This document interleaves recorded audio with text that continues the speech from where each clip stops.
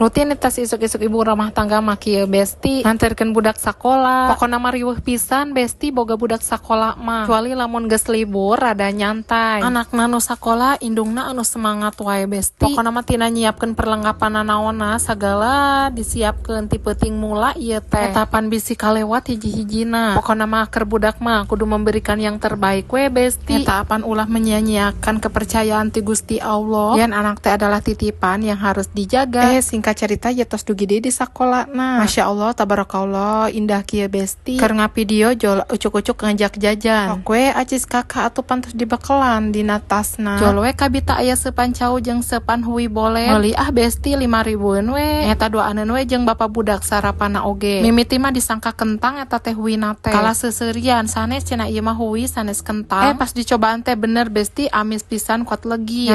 Ternyata huwi Cilembu. Tos beres nganterkeun beres jajan ayeuna mah urang mulang heula we besti. Moal waka ka warung heula besti da aya keneh dina barang kas katuangan keur masakeun mah.